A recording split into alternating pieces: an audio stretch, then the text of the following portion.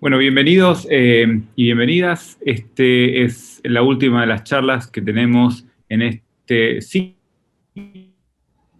de año Trayectorias Archivísticas en América Latina. En el día de hoy cerramos un año extraño y difícil para todos, para todas, teniendo tantos desafíos de tantas características. Y la verdad es que es un placer para mí cerrar este año con esta conferencia, luego de haber realizado tantas actividades y tantos proyectos durante este año. Recuerden que este ciclo Trayectorias Archivísticas en América Latina está en este momento teniendo lugar en Facebook y a su vez está siendo, por supuesto, estamos todos aquí en la reunión virtual a través de Zoom. Les pido por favor simplemente a los usuarios de Zoom que mantengan sus cámaras apagadas, mantengan sus micrófonos apagados.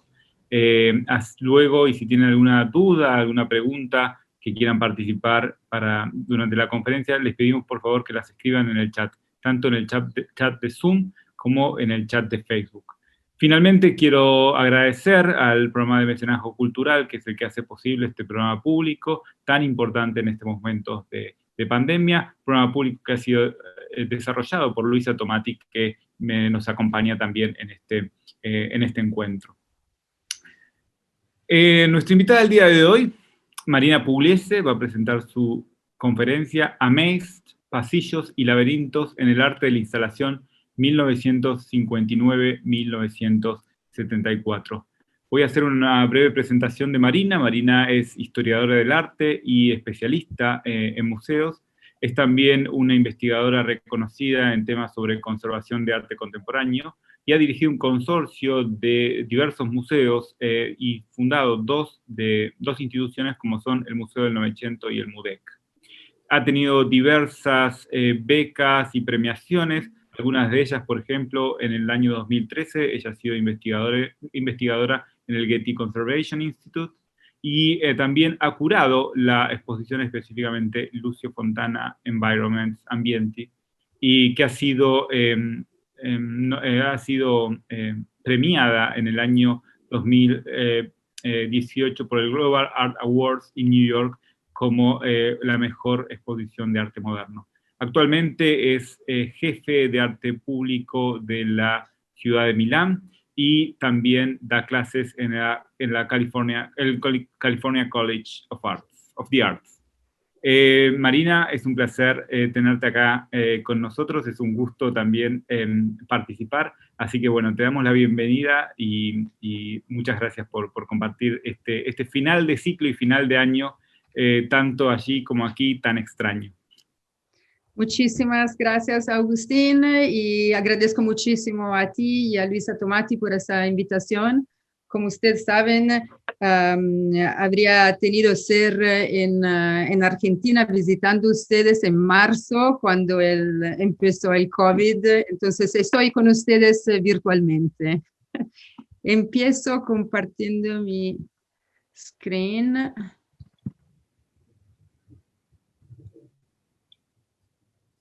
Ok. Desde 2009 hasta 2017 estudié las ambientaciones de Lucio Fontana por mi tesis doctoral y después por la exposición Lucio Fontana Ambienti Environments en Pirelli Angarbicocca en Milán. Comparando el trabajo de Fontana a nivel internacional, me soy dada cuenta que había muchos artistas entre el fin de los años 50 y el principio de los 70 que habían trabajado sobre el tema de los laberintos y que esto podría haber sido un proyecto de exposición muy interesante. Más adelante, en 2018, comencé a trabajar sobre esta idea con mi colega y amigo Pietro Ligoro, curador de arte contemporáneo al Getty Research Center en Los Ángeles. Si no fuera por el COVID, como decía, en marzo debería haber venido a estudiar a la Fundación Espigas por ese proyecto de búsqueda. En esta charla quiero hablar de ese proyecto y de cómo se ha transformado en el tiempo.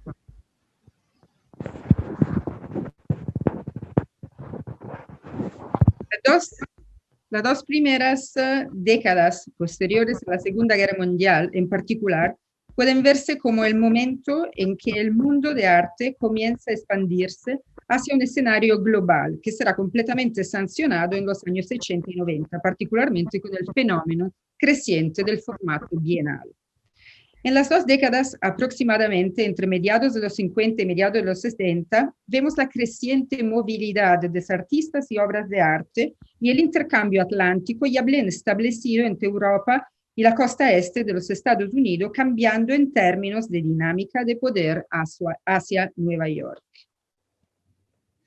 Al mismo tiempo, diferentes contextos, como las escenas artísticas de Los Ángeles y San Francisco, o las de América del Sur y Japón, se vuelven cada más relevantes en sí mismas, incluso cuando entran en diálogo con mercado de artes más establecido a nivel mundial. En términos del discurso de arte contemporáneo, nos interesan las discusiones recién que giran en torno al canon artístico de arte, que en lugar de solo centrarse en dicotomías tradicionales, también dar cuenta de la movilidad y el intercambio de conceptos, cuerpos y obras de arte en otras escenas artísticamente supuestamente periféricas. Este proyecto examina a artistas que trabajan en pasillos y laberintos durante un periodo de 2 décadas, incluye ejemplos de Europa, América del Norte y del Sur y Asia Oriental. La selección de estos estudios de caso está impulsada por similitudes formales, así como nexos existentes y preocupaciones teóricas comunes. Si bien el laberinto es uno de los símbolos más explorados en la imaginación occidental, un estudio histórico de cómo los artistas lo han utilizado en el arte ambiental está muy atrasado. Se puede encontrar literatura histórica del arte sobre el tema, pero a menudo se limita a temas específicos como el laberinto como modelo curatorial, tratado en la revista del Stedelijk Museum en el 2018, o por artistas individuales o obras de artes únicas, como el libro recién de Connie Lee Wallen y Dor Bowen sobre los pasillos de Bruce Nauman. Cuando hablamos de pasillos y laberintos, hablamos de espacios ambivalentes. El corredor puede ser un pasadizo, una metáfora del cambio, o un luogo sin salida, un símbolo de interrupción.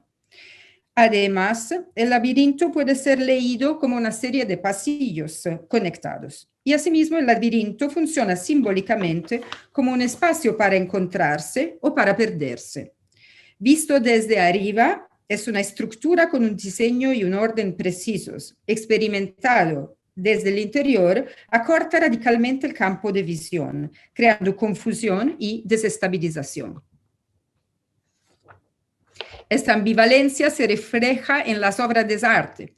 Algunas tienen una huella lúdica destinada a entretener y deleitar a los visitantes. Otras, como esta de Giovanni Anceschi, tienen un efecto desestabilizador en el público. Por seguro, el aspecto de la relación entre el cuerpo del visitante y el espacio está central. Pero más allá de los claros referimientos históricos, literarios y espaciales, pienso por ejemplo a los jardines laberínticos barrocos, ¿cuál es la razón de una atención tan frecuente sobre este tema en el arte ambiental del posguerra? Creo que hay muchos elementos que tienen que ser considerados. El primero sería la relación entre escultura y arquitectura. Y empezamos con Lucio Fontana, donde empecé mi búsqueda.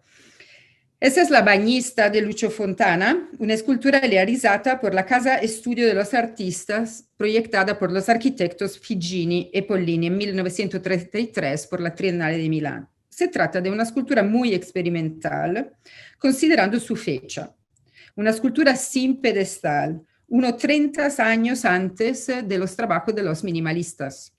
El hecho de tratar con arquitectos seguramente ha sido un motor de experimentalismo por el artista ítalo-argentino. El ambiente negro, la ambientación negra del 1949, la primera ambientación nombrada como ambientación y pensada como una obra que no es más escultura o pintura, formalmente es una obra abstracta de matriz casi surrealista. La novedad es la nueva relación con el espacio alrededor y el hecho que el visitante está entre la obra. Todavía Al empiezo, la idea de ambientación estaba directamente relacionada con el espacio disponible, en este caso el cuarto de la Galería de Arte Naviglio en Milán. Es importante decir que en los periódicos esta ambientación fue comparada con parque de atracciones y es un tema que tratamos más adelante. Más adelante los artistas comenzaron a diseñar estructuras arquitectónicas para delimitar y modificar el espacio a sus necesidades, realizados mediante la construcción de muros, el estrechamiento de pasajes y la bajada de techos. En ese momento, pasillos y laberintos se encuentran entre los primeros ejemplos de la creación de arquitecturas específicas por artistas visuales. En este ejemplo, este es el primero pasillo que Fontana realizó en colaboración con la arquitecta Nanda Vigo de Milán. Y no es un caso que es el resultado de una colaboración tan artística como arquitectónica. Un momento central en la historia de las relaciones entre ambientaciones y construcciones arquitectónicas son las exposiciones colectivas.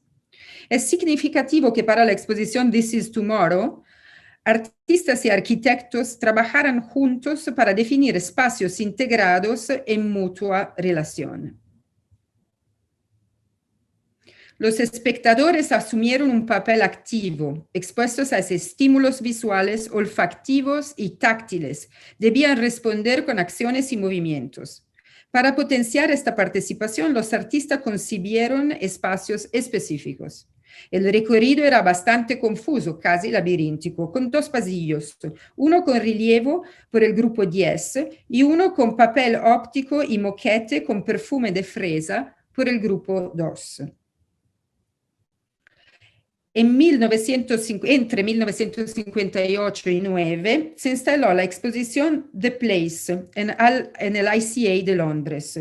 Pinturas de gran formato de los artistas Robin Denny, Ralph Ramney y Richard Smith se instalaron en el espacio de la exposición como paredes, creando un camino laberíntico para el público. Y aquí a la derecha ustedes pueden ver el plan de la exposición.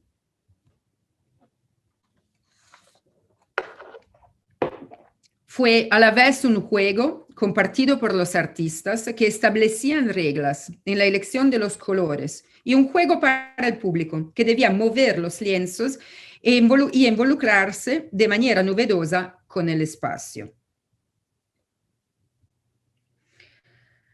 Además, a principios de los años 60, la forma del laberinto emerge como la tipología perfecta de espacio para elaboración de intervenciones colectivas sobre el tema de la interactividad y la participación ciudadana. En 1960, el Stedelijk Museo planteó una propuesta de International Situationist, Die Welt als Labyrinth, el mundo como laberinto, que habría presentado cambios climáticos dentro del museo, como lluvia y niebla, junto con una arquitectura diseñada específicamente para confundir a los visitantes y hacerlo perder la orientación. Guy Debord, que había escrito en 1956 un proyecto para un laberinto educativo, se expresó a Constant, el artista situacionista, de la siguiente manera, cito: «Deberíamos mezclar íntimamente áreas atmosféricas que evocan la ciudad y zonas atmosféricas que evocan el interior de una casa. Considero que esta mezcla de adentro y afuera es el punto más avanzado de nuestra construcción experimental». De citar. La manifestación holandesa nunca vio la luz, porque la Internacional Situacionista rechazó cualquier forma de compromiso, tal como lo solicitó Willem Sandberg, el director del museo. La exposición fue cancelada, pero el director del Stedelijk de Ámsterdam, Willem Sandberg, encargó a Jean Tinguely una exposición laberíntica, Die Labie, Dynamische Labyrinth, laberinto dinámico, en la cual el plan fue concebido como un pasaje continuo de la obra de un artista a otra, y donde el público estaba expuesto a una amplia gama de diferentes estímulos. Al entrar en Die Labie, los visitantes se sumergieron en la oscuridad, abriéndose paso a tientas a través de una galería oscura llena de objetos que Sperry cubrió con una variedad de materiales, creando diferentes texturas e incluso temperaturas variables. A lo largo de las instalaciones, los visitantes navegaron por plataformas elevadas, estructuras de escalada y falsas escaleras. En una ambientación de Sperry, sillas, pedestales y maniquís colocados en una pared crearon la ilusión de que la galería se había volteado 90 grados. En la playa de Raíz, una máquina de discos tocaba a los Beach Boys, mientras la gente bailaba entre pelotas y animales inflables, flotando en una piscina para niños, piscinita. La diversión continuó en la instalación más participativa, la galería de tiro de Niki de Senfal, que invitaba a los espectadores a convertirse en co-creadores. Frente a una colección de monstruos y animales prehistóricos de yeso, cabezas de maniquí y muñecos de plásticos, los visitantes dispararon pistolas de aire comprimido contra pequeños sacos de pintura. Pero los Ultveld construyó una pasarela elevada, sembrada, con camisas blancas que giraban sobre torniquetes suspendidos como espectros flotantes, evocado en el título de la obra, Caminando con fantasmas. 3 años después, siempre en Holanda, el artista situacionista Constant realizó un laberinto en el Gemeente Museum en The Hague. Por los artistas cercanos al grupo situacionista, el teórico neerlandés Johan Huizinga y su libro Homo Ludens resultaron ser un referente llave. Del 28 de septiembre hasta el 3 de noviembre de 1963, por la tercera Bienal de París, el grupo Grave organizó una exposición titulada L'instabilité, Le laberinto, donde la inestabilidad experimentada hasta ahora en las obras objeto se desarrolló en una dimensión ambiental a través de un largo pasillo, dividido en 20 espacios con diferentes tensiones para el espectador. Cito, la visión del grupo está determinada por la consideración del espectador como un ser capaz de reaccionar con sus facultades perceptivas habituales, atribuyendo significado a las experiencias propuestas. El laberinto más complejo de Grave se realizó a la exposición Nouvelle Tendance en París en 1964. Textos como Terapia Gestalt de Fritz Perls, 1951, Fenomenología de la Percepción, 1945, de Maurice Merleau-Ponty, traducido en español en el 57 y en inglés en el 62, son citados como referencia por varios artistas. Como nota Mariana Marquesi en su texto por el catálogo de la exposición Julio Leparc, Transición Buenos Aires-París, en el Museo de Artes y Bellas Artes, en 1956, Leparc, presidente del Centro Estudiante de Arte Plástica, participa al curso Psicología de la Teoría y de la Forma y de la Visión, dictado por Héctor Cartier, y toma contacto con las investigaciones sobre los fenómenos de la percepción y de la Gestalt Theory.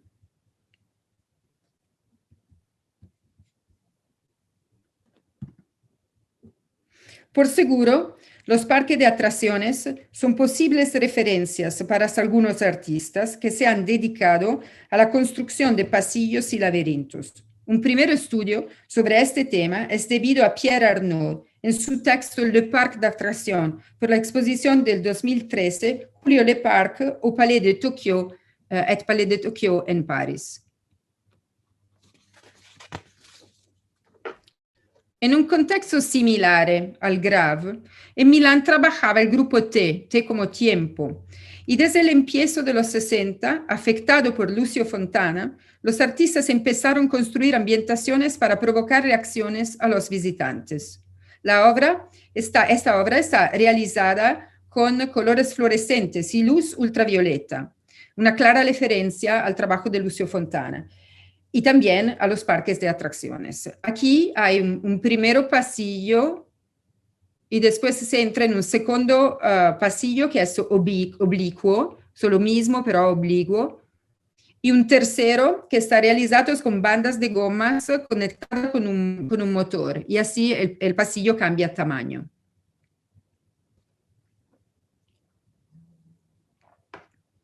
Un otro artista activo en el contexto de arte óptico y cinético era Getulio Alviani. Al tema de perderse y de crear instabilidad física y visual al público, marco común del arte óptico, aquí hay una referencia directa a los laberintos de espejos que siempre han estado una atracción frecuente de los parques temáticos. Aquí cito la Menezunda. La Menezunda fue brutal porque era un arte de participación masiva y fueron como 1 millón de personas. Fue como representar la ciudad en todas sus sensaciones. Se hizo acá en el Instituto de Teia. Era divino porque vos entrabas por una pared de acrílico que era la silueta de un hombre y primero te metías en un túnel grande con luces de neón que se prendían y se apagaban, con olor de fritura porque era como una representación abstracta de la calle Lavalle. Después del túnel de neón había un pasillo con un circuito cerrado de TV y fue la primera obra que incorporó un circuito cerrado de televisión. Después una pareja en la cama, una estructura giratoria, una cabeza de mujer con un centro de belleza incorporado, una ambientación con intestinos. C'était un peu comme un temple pour moi, c'était l'idée de la cathédrale. C'était l'idée que les gens venaient, que c'était une kermesse, que c'était la joie, c'était le retour à la mer, c'était la plus grande putain du monde. Je ne sais pas combien de milliers de spectateurs ont passé entre ces portes pendant les 2 mois de son existence. À l'intérieur. Ok, disculpe, no sé lo que pasó. O bueno, sé lo que pasó porque tengo que mostrar un video y se disparó solo el video, pero no pasa nada. Ok, bueno, riprendo de donde estuve. Estoy aquí, una ambientación con intestinos, un teléfono gigante con olor a dentista. La Menezunda fue pensada por modificar la experiencia cotidiana del hombre común y extender la percepción. Por un lado, relajaba la vida contemporánea y la luz de la ciudad. Por otro, con el intestino y la cabeza era un viaje entre un organismo vital. Seguramente tenía referencias a los parques de atracciones. En una entrevista, Marta Minujín definió a la Menezunda, cito, un parque de diversiones, pero para la mente, en la revista Semana. En 1985, Marta Minujín realizó el laberinto Minujín. Y nuevamente cito, lo que busco en este laberinto no es ni más ni menos que estimular la mente y los sentidos de los que los transiten, viviendo el arte en acción. En el mismo año, en septiembre, Marta realizó, siempre al Torquato di Teia, el Batacazo, un segundo proyecto que es una estructura donde los participantes encontraban diferentes situaciones y tenían que sacarse los zapatos, subían una escalera, caminaban flanqueado por conejos. Luego se deslizaban por un tobogán y caían sobre la cabeza de una muñeca de mujer desnuda. El Batacazo fue publicado en 1966 en un artículo sobre la publicación Nueva Arts Magazine de Nueva York. El ensayo fue ilustrado con fotografías de jugadores de rugby en neón y el ensayo declaraba que Minujín era la respuesta latina al pop. Esta obra de Naumann, casi 20 años después, la obra de Marta Minujín, presenta precisamente la misma dinámica del movimiento representada con precisamente el mismo medium. Y regresamos a una otra obra colectiva y labiríntica, la Catedral de Niki de Saint-Phal, Perolof Ultveld y Jean Tinguely.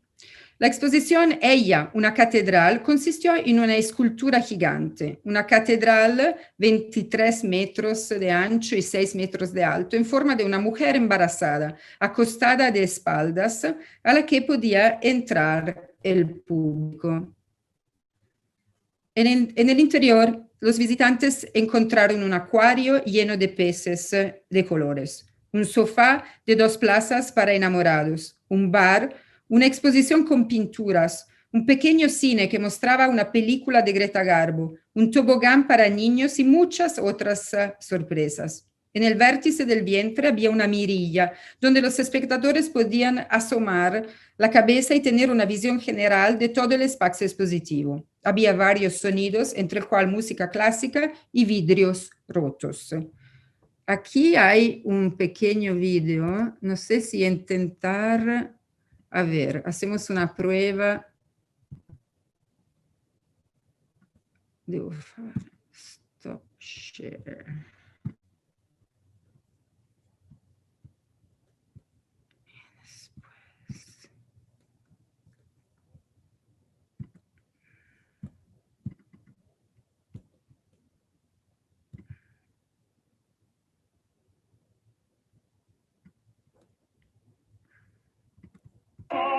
C'était un peu comme un temple pour moi. C'était l'idée de la cathédrale.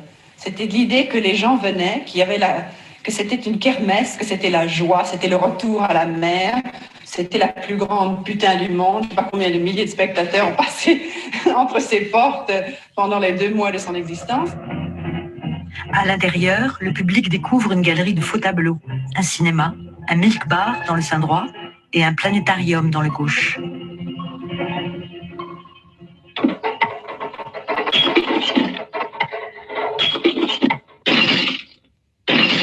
Et c'était aussi la menthe religieuse, la dévoratrice, enfin, elle avait beaucoup d'aspects, oui, de fonctions. Est-ce que vous n'avez pas imaginé qu'elle pouvait broyer et digérer son public? Oui, je pense qu'elle le faisait, parce que je pense que c'était pas tout à fait pareil quand ils sont sortis que quand ils sont rentrés.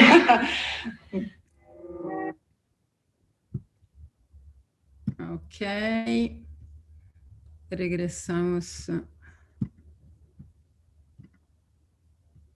a la presentación.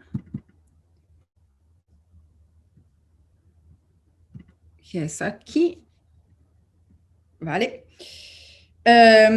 Y eso es un detalle del tobogán para niños. Ustedes han mirado cómo hay varios elementos comunes entre la JON y el trabajo y la Menezunda. Y además por los dos con los parques de atracciones. Ahora pasamos a un tema totalmente diferente, la dirección opuesta, que es cómo los artistas representaron la ansiedad política, social y política del final de los 60, la agitación social, las manifestaciones contra la guerra del Vietnam y los golpes militares proporcionaron un trasfondo político que estimuló a muchos artistas en diferentes países y contextos a realizar obras donde el público ya no se entretenía, sino que se asustaba y probaba. El comportamiento de los visitantes se convierte en un espejo de la tensión política y social, real propia de la época, tanto en Europa como en América. Tales arquitecturas también resuenan con la historia del cine, desde la famosa película Shock Corridor de Samuel Fuller hasta la experimental Serene Velocity de Ernie Gare. Otras fuentes se encuentran en los experimentos de behaviorismo realizados en los años 30 por Bruce Frederick Skinner sobre ratones y palomas, y los estudios sobre la arquitectura de control, ya que los espacios transicionales y labirínticos se han empleado históricamente en prisiones y asilos psiquiátricos, temas tratados más adelante por el filósofo francés Michel Foucault en su famoso libro Vigilar y castigar, nacimiento de la prisión. Como parte de una serie de happenings organizados por la Monte Young en el estudio de Yoko Ono, el público fue invitado a experimentar una ambientación. Morris había dispuesto un canal semicircular de 15 pies de largo que se graduaba hasta un punto tan agudo que era imposible entrar en el último cuarto de su longitud. La crudeza del callejón sin salida era junto con sonidos grabados de un reloj y el latido de un corazón. Por Maurice Berger, cito, la experiencia, la duración y la repetición fueron consideradas herramientas necesarias en la liberación de las artes virtuales y escénicas. Así, la experiencia psicopolítica en la obra de Morris de los 60 y principios de los 70 estuvo relacionada con su actividad política radical contra la guerra del Vietnam.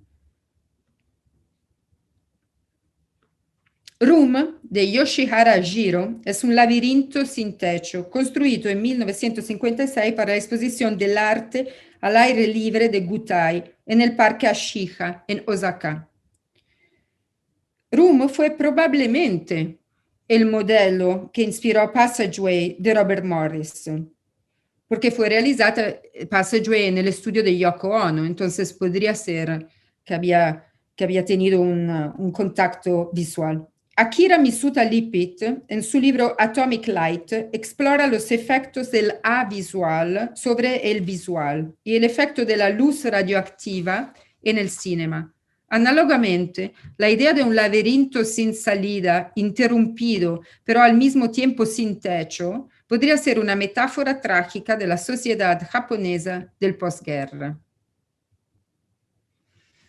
Aunque Naumann nunca habló políticamente de su trabajo, la inquietante presencia del circuito cerrado de TV en sus pasillos recuerda los sistemas de control de la cárcel y los interrogatorios políticos.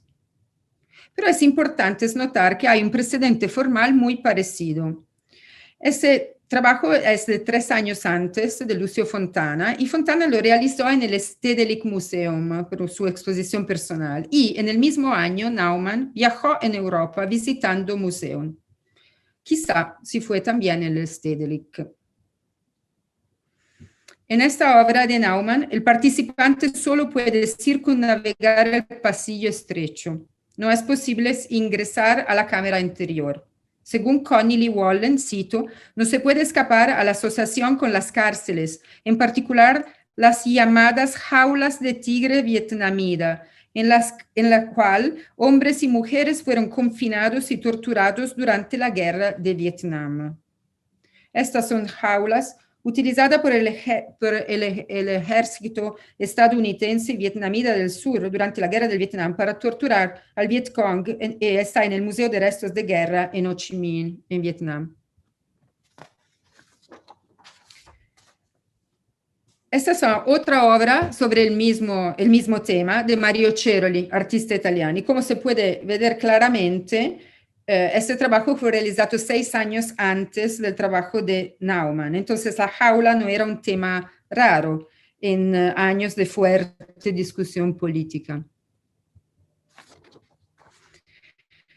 En el laberinto invisible del artista argentino Luis Benedit, el público tiene que abrirse paso en un espacio que está alarmado, sugiriendo la ansiedad de vivir bajo una dictadura y de no saber precisamente cómo y cuándo se hace un error. Por Daniel Quiles, Benedit utilizó los principios de la cibernética para facilitar al público la observación reflexiva de los sistemas que habitan. Esta ambientación fue creada en mayo de 1964 por la exposición Nouvelle Tendance en París. Consiste en un espacio en blanco dividido en 2 pasillos contiguos y transitables, sobre los cuales se colocan 2 fuentes de luz muy fuertes, que se encienden y apagan inicialmente al unísono, luego desincronizada y luego nuevamente al unísono. La interacción de las luces con las paredes provoca en el espectador un efecto de deslumbramiento, desorientación y pérdida de los límites del espacio. Y las luces que son utilizadas son luces estroboscópicas. Las luces estroboscópicas pueden inducir respuesta de estrés, afectando la frecuencia cardíaca y la presión arterial. Esta tipología de luz se utilizaba para privar del sueño a un prisionero. Como ya he dicho al empiezo de esta charla, Amazed nació como un proyecto de exposición que se paró hace un año con el COVID. lamento dejar este proyecto, pero todavía estoy estudiando y pensando a las referencias orgánicas y corporales presentes en varias obras que ustedes han mirado. Así que me gustaría ver si se podría utilizar ese tema con un marco de interpretación de género. En el caso, hay otros estudiantes interesados al tema, me gustaría tomar contacto y ampliar la discusión por eventuales colaboraciones. Gracias.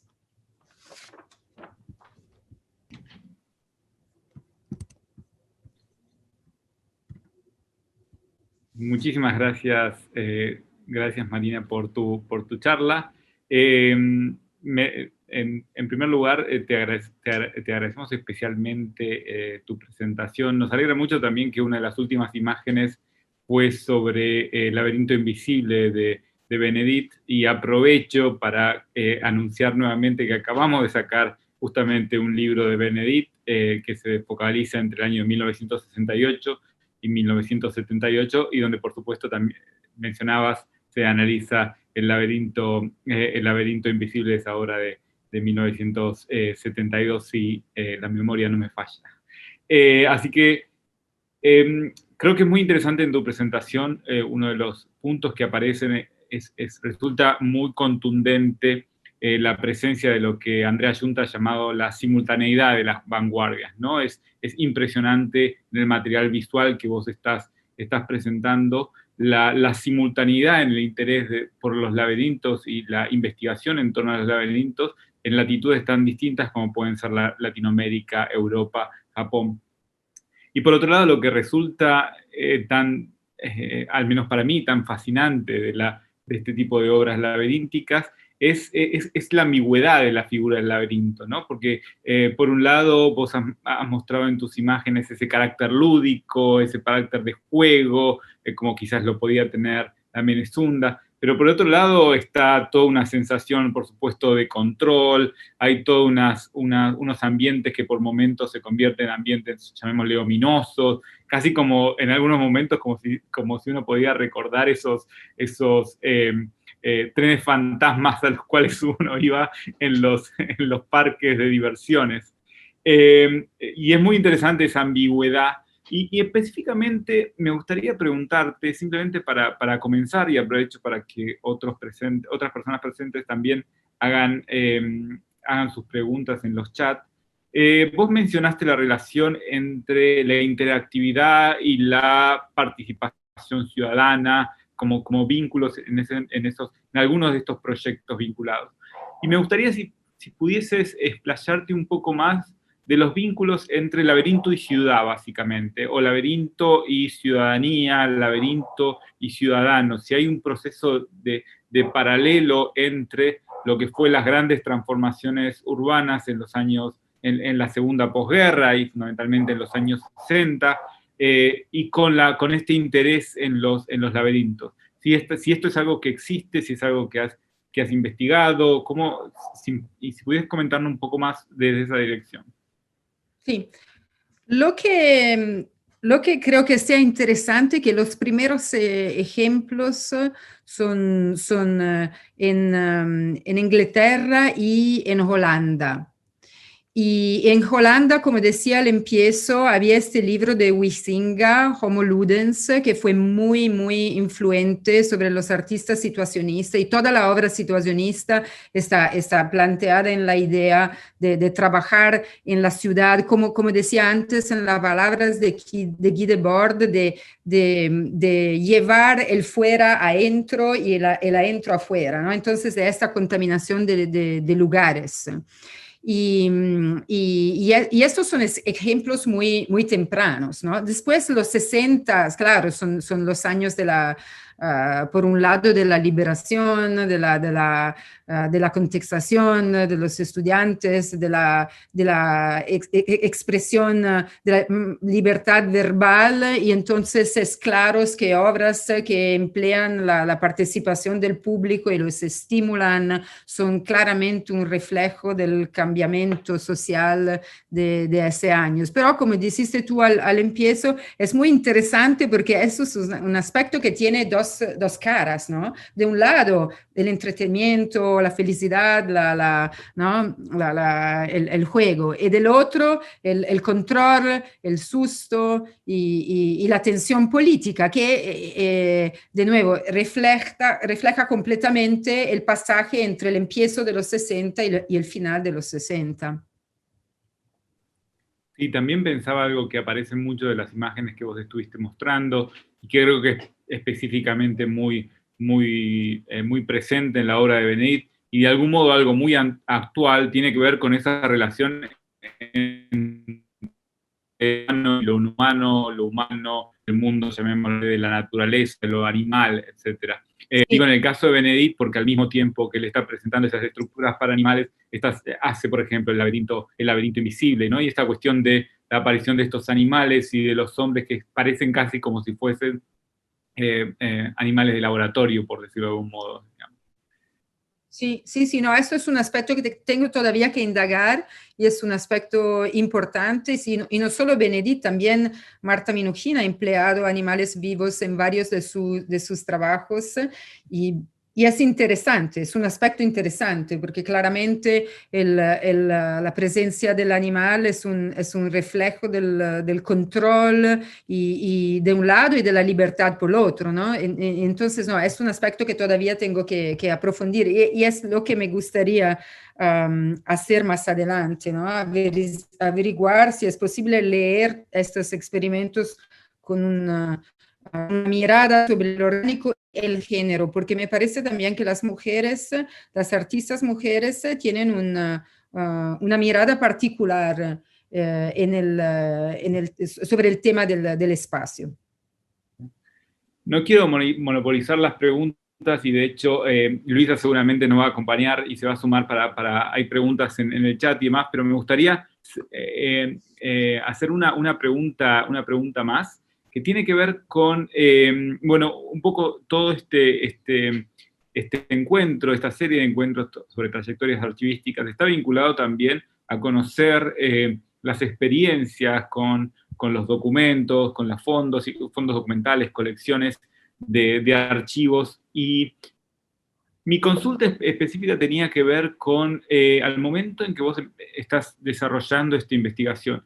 ¿Cómo es que los artistas conciben la memoria de estos laberintos? Es decir, vos mostraste imágenes, a veces mostrabas fotografías, a veces mostrabas lo que eran esquemas que claramente daban cuenta de una formación quizás arquitectónica de los artistas. En otros casos mostrabas obviamente reconstrucciones, entonces nos lleva a preguntar, bueno, si el laberinto en realidad tenía una dimensión, llamémosle performática, y una dimensión efímera, o por el contrario, me gustaría, en los análisis que vos hiciste, y si podés nombrarnos algún caso en particular, ¿cómo fueron estos artistas pensando la memoria de estos laberintos?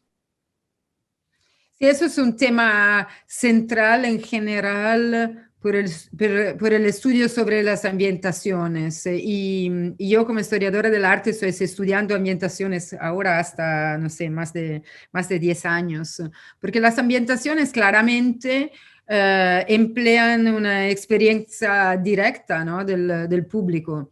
Y entonces, ¿cómo se reconstruye la memoria de algo que tiene que ser experido personalmente?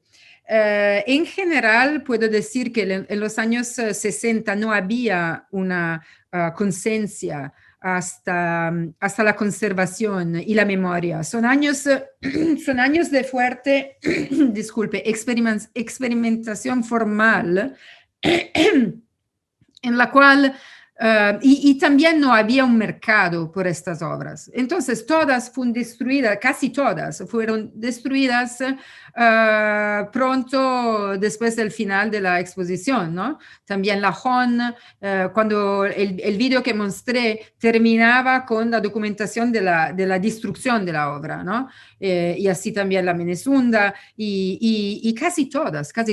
Y es por eso que es creo, una tarea central por los históricos de artes, estudiar en detalles estas obras para averiguar si es posible hacer réplica, como en el caso de la Menezunda, hiciste ustedes en Argentina, en Buenos Aires, un increíble trabajo, y como hemos hecho nosotros por Lucio Fontana en Milán. Porque si no, vamos a perder una década y más de experimentaciones centrales en la historia del arte. Y es por eso que todos los detalles de archivos son central. Por el Fontana yo estudié casi 7 años viajando en todos los archivos posibles para recuperar detalles, y cada detalle pequeñitísimo sobre, no sé, una tipología de luz o de cualquier material utilizado es central para ser fidel en la representación, en la réplica. Y por ejemplo, en el caso de Fontana, él tenía, ¿cómo él guardó, digamos, la memoria de estas experiencias? ¿Tenía escritos con descripciones? ¿Tenía mapas con medidas? ¿Eran simplemente esquemas, bocetos generales? ¿Cómo fueron esos documentos? Varía muchísimo de experiencia y experiencia. Puedo decirte que desde el empiezo hasta el final, Lucio aprendió a realizar ambientaciones en manera más ligera y rápida, ¿no? Entonces ya tenía experiencia, porque en todo hice más que 10 ambientaciones. Pero el material que hemos buscado depende de los archivos. Hay archivos como el Walker Art de Minneapolis, es increíble. Ellos han tenido todo. Y para todo entiendo documentos de viaje con la lista de todos los materiales, o documentos de compras de los materiales para realizar la obra, ¿no? Entonces es mucho más fácil. Y en ese caso, en el Walker, Fontana no viajó porque tenía un problema de corazón, y entonces su ambiente fue realizado por un arquitecto local. Entonces era todo muy más fácil porque teníamos el plan, ¿no?, que aprobado por Fontana. Pero la situación varía muchísimo, y es por esto que no hemos podido realizar todos los ambientes, porque de algunos no había suficiente material. Y mi esperanza es que en el futuro otros historiadores de artes van a buscar más material y se podría realizar más obras. Muchísimas gracias. Sí, pensaba el caso de la Menezunda, es un caso súper interesante, sobre todo también el rol que tuvo en la investigación y también la memoria de la propia Marta a reconstruir la Menezunda según Marta Minujín, ¿no? Y al mismo tiempo recuerdo esa historia que vos me corregías, en pocas palabras sería que llega al final y se dan cuenta que necesitan el registro, digamos, y ahí aparece Leopoldo Mahler con la cámara y hace esa famosa filmación del recorrido de la Menezunda, porque no tenían otra cosa que eso y lo que había aparecido en los medios. Pero bueno, Luisa, invito a Luisa. Hola. Bueno, antes que nada te agradezco muchísimo, Marina, tu tiempo y que hayas podido sumarte al ciclo. Para nosotros era muy importante además que formaras parte del programa público este año. Hubiera sido genial poder tenerte en la sede y que esto pudiera ser también en vivo y en directo. Pero bueno, también esto nos da la posibilidad igual de sumar público de otras partes. Queremos agradecer que hay gente también desde Brasil mirando y saludaron al principio de la conferencia, así que te transmito sus saludos. También gente de San Juan. Pero bueno, te quería transmitir una pregunta y un comentario de Isabel Plante, que bueno, si después se quiere sumar con algún comentario, la invitamos. Ella abrió este ciclo de conferencias. Su conferencia está disponible para ver en Facebook, quienes quieran mirarla y escucharla. Pero bueno, te comento, dice, muy interesante la serie. Luisa. Sí, estás ahí. Si querés, me quedó muy largo, perdón, me quedó muy largo, tal vez es más fácil que yo misma lo intente resumir. Sí. No hay problema. Hola Marina, encantada de haberte escuchado. Gracias. Me parece un recorrido fascinante, atractivo y todo un desafío a su vez para pensar este conjunto tan grande de laberintos y de iniciativas artísticas. Y me quedé pensando, bueno, me sorprendió, no conocía el laberinto de Guy Debord, y me parece muy interesante. Alguna vez hablando sobre la Journée dans la rue del Grave, la jornada en la calle del Grave, alguien me preguntó si había conexiones con el situacionismo, más bien por la figura de la deriva, no necesariamente por el laberinto, pero esa conexión con el situacionismo de golpe, bueno, parece tener un asidero documentado, ¿no? Y digo, con el intermediario cinetista que mencionaste, creo que esa conexión, bueno, parece más viable de lo que yo pensaba. A su vez me quedó resonando la cantidad, no recuerdo ahora cuál era una cita tuya y no recuerdo cuál era el material, la fuente que estaba citando, pero alguien decía que la Menezunda había tenido varios millones de espectadores. Posiblemente es la misma Marta Minujín la que dice eso. Todas las situaciones son de Marta sobre la Menezunda. Sí, bueno, ahí, bueno, yo trabajé justo el tema del cinetismo en relación con la audiencia, porque fueron efectivamente exposiciones muy visitadas, las de arte cinético, pero no solamente las de arte cinético, hay un crecimiento del público en los años 60 que tiene que ver con un consumo cultural expandido a sectores medios también en expansión, etcétera.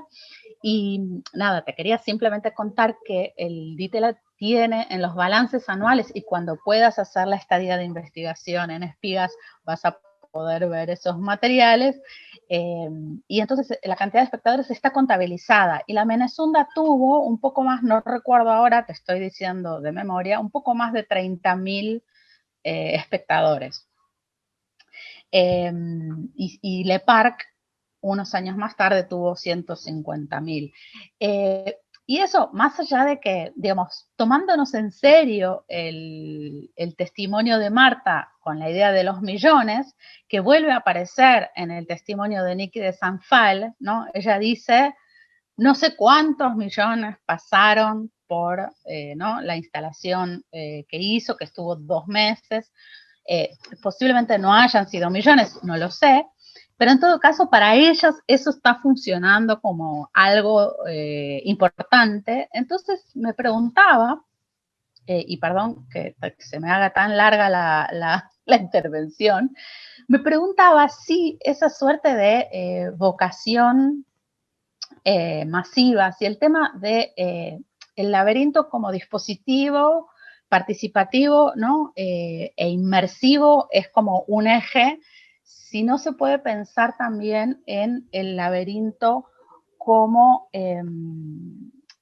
atractivo de masas, ¿no? La idea del parque de diversiones que aparece como una referencia que también tiene ese costado en relación con una cierta vocación masiva de algunos proyectos, ¿no? Si en la vocación masiva, lo llamaría así, no sé, habría que ver, no es un parteaguas o no puede funcionar para pensar diferencialmente algunos de estos proyectos o para periodizar, ¿no? No sé. Sí. No, interesante, es un tema interesante. No he pensado todavía, bueno, los dos de los cuales sabemos que han tenido un increíble resultado de público son la Menezunda y la Catedral de Niki de Senfal. No sé de los otros, nunca he llegado sobre los números de los otros laberintos, pero el marco específico de la Menezunda y de la Catedral es que son dos laberintos, obras, ambientaciones laberínticas que en cualquier manera son también orgánicas, se entra en un cuerpo. Es más evidente en la catedral porque es una mujer embarazada, pero me parece también que en la Menezunda, ¿no? Hay los intestinos, hay la cabeza de mujer, esa idea que entras en un como en un cuerpo, ¿no? Y sales de este cuerpo y hay otros ambientes que son similares en ese sentido. Probablemente es lo que de un lado es más similares a algunos recorridos de los parques de atracciones, ¿no? Intenté también estudiar un poquito la literatura de los parques de atracciones. No es tan fácil. Y tampoco es fácil estudiar en ese momento, ¿no? Porque todas las bibliotecas claramente son cerradas. Pero me gustaría saber si alguien ha estudiado como pequeños ferrocarriles, ¿no? Donde uno entra y hace un recorrido y intenté también online averiguar, porque en Buenos Aires había, ¿no? El parque japonés y después no me acuerdo cómo se llama, un otro parque muy famoso de diversiones con atracciones. Ital Park, no, miré online todo. Sí, yo miré, hay muchos documentos históricos de vídeos, ¿no? Y miré online para averiguar si había el laberinto de los espejos, por seguro, y había un ferrocarril no me acuerdo cómo se llamaba, de los El tren fantasma. El tren fantasma, eso que es. Recién Agustín un poco lo mencionó, el tren fantasma, pensando Sí. en otras cosas, pero sí. Entonces me parece también que esa idea de un grande público puede ser relacionada con la idea de los parques de atracciones. Absolutamente. Sí, pero sí. nunca he comparado esos números entre todas estas obras, pero sería interesante hacerlo, sí. Gracias, muchas gracias. Sí, también pensaba en esa dirección de la pregunta que hacía Isa. También no solamente la relación entre el laberinto y el parque de atracciones, sino la tematización o la aparición de escenas del tiempo libre o del tiempo no laboral, llamémosle, dentro de esos laberintos. Ya pienso, por ejemplo, el hecho de escuchar música, de la cama, no sé, estoy pensando específicamente en la Menezunda, pero la tematización de ese tiempo libre, donde, bueno, obviamente también todas las ciudades se transformaban para poder, digamos, armando actividades para ese tiempo no laboral, digamos, que también, por supuesto, tenía toda una dimensión industrial, económica, digamos, y comercial, digamos. Tienes totalmente razón, porque los años 60 son los primeros años donde se organiza en general desde un sentido legislativo también y del tráfico y de todo el tiempo libre de la gente. Tan que en Milán la Triennale del 1964 fu dedicada al tiempo libre y Umberto Eco la curó con el arquitecto Vittorio Gregotti, pensando claramente a esta polarización entre el tiempo de trabajo y el tiempo libre. Y es súper interesante. Y allá había dos pasillos de Lucio Fontanas, ambientación de Lucio Fontanas. Es por eso que conozco esta trienal. Marina, asumo una pregunta que acaban de hacer, un pedido que acaban de hacer, Vale Bortoleto. Dice, muy interesante tu exposición, si podrías ampliar sobre la asociación que hiciste entre las artistas mujeres y su sensibilidad sobre el espacio. Sí, es la parte más reciente de esa búsqueda y entonces son obras que no conozco muy bien porque todavía no he encontrado documentos en archivos, pero me estoy dando cuenta que hay varias obras de artistas como Lea Lubelin o Lygia Clark y también la Menezunda y también ella Catedral que representan el cuerpo, la organicidad del cuerpo, penetración, expulsión, los intestinos. Entonces tengo esa idea que podría ser interesante hacer una investigación entre la relación del espacio y del género. y de las ambientaciones. Y por eso me gustaría muchísimo, porque yo no soy una experta, nunca he estudiado, yo soy una experta, como decía Agustina al empiezo, de conservación, materiales, ambientaciones, pero nunca he estudiado la historia del arte con una perspectiva de género. Entonces soy totalmente feliz y abierta a la idea de colaborar si hay otras personas que son interesados al tema.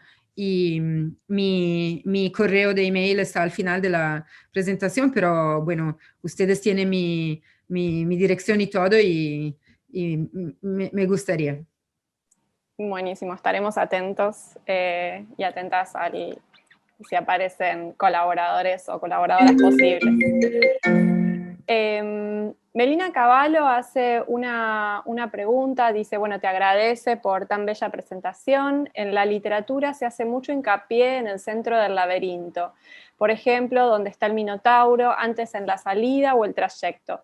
¿En alguna de las obras que analizaste hay un sentido asignado al mismo? En el centro, disculpa un momento. Disculpe, no sé cómo es posible y voy a cerrar el teléfono. Hacemos así. No te preocupes, Okay. Ahora no los misterios de la tecnología, no pasa nada. Es el segundo problema que tenemos técnico. Ok. En la literatura se hace mucho hincapié en el centro del laberinto, por ejemplo, donde está el Minotauro, antes que en la salida o el trayecto. En algunas de las obras que analizaste hay un sentido asignado al mismo. No particularmente. No particularmente. En las obras que encontré es más el hecho de atravesar un percurso, un recorrido y de pasar de una ambientación a una otra. No puedo pensar a un laberinto un laberinto artístico, entiendo claramente que haya un centro donde uno se queda por más tiempo. Es más la experiencia del pasaje en lo que encontré entre mi búsqueda.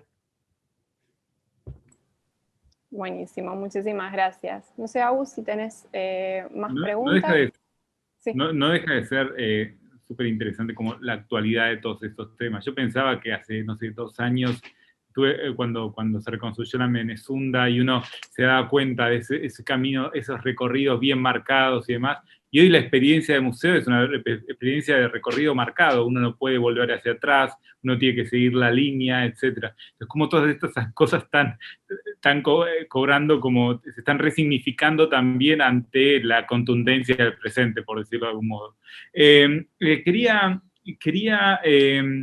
hacerte una pregunta que es por curiosidad, tiene que ver con vos, corregime, sos directora de arte público de la ciudad de Milán. Entonces, mi pregunta tiene que ver en ¿cómo dirías, primero que nos cuentes un poco de tu actividad y específicamente cómo pensarías la relación del arte público y los laberintos? O sea, por decirlo de un modo muy general, digamos, ¿qué te han enseñado los laberintos o qué has aprendido con los laberintos para tu rol actual en la ciudad de Milán? Sí, sabes que te contesto de un lado un poquito personal porque yo me transferí en los Estados Unidos hace 5 años, ¿no? Y antes yo estuve directora de museos, como usted ha dicho al empiezo. Y aquí en los Estados Unidos empecé enseñando a la universidad, pero más que todo empecé ocupándome de mi familia, porque yo tengo 3 hijos, mi familia es ítalo-colombiana, sí. Trasladar una familia de un continente a un otro no es fácil, ¿no? Y en el mismo tiempo estuve trabajando al empiezo sobre Fontana y después en el laberinto. Y puedo decirte que había tenido un momento en el cual yo me sentí entre el laberinto.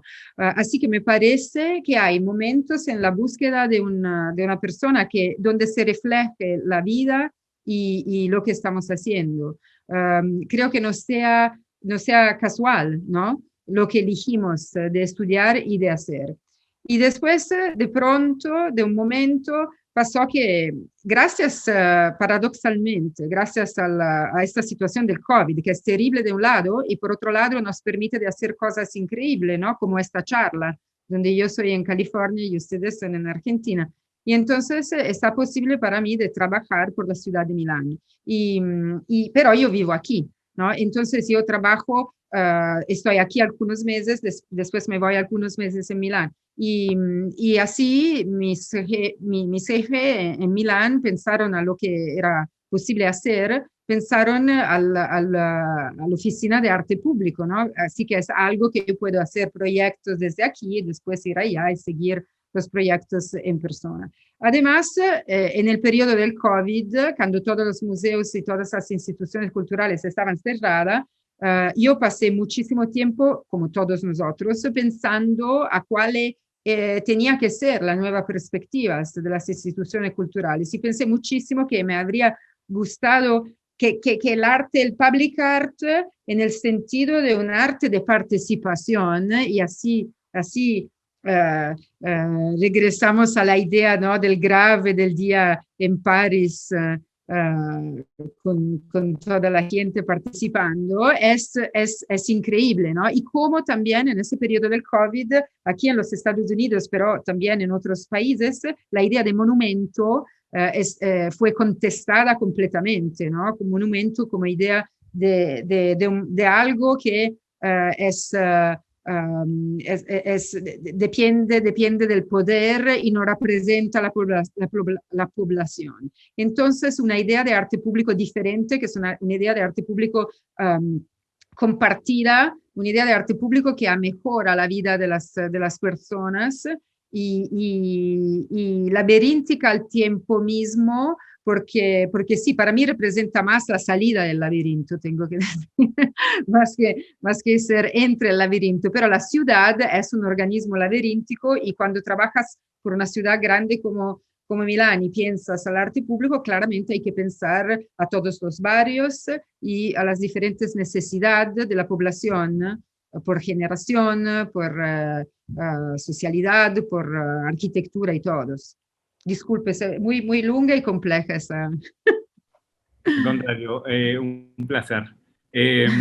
Bueno, Marina, te queremos agradecer mucho. Creo que la verdad es que es simbólico el hecho de que estemos concluyendo este año con la primer cancelación al momento en que se inició la pandemia. Fuiste la primera conferencia que tuvimos que suspender.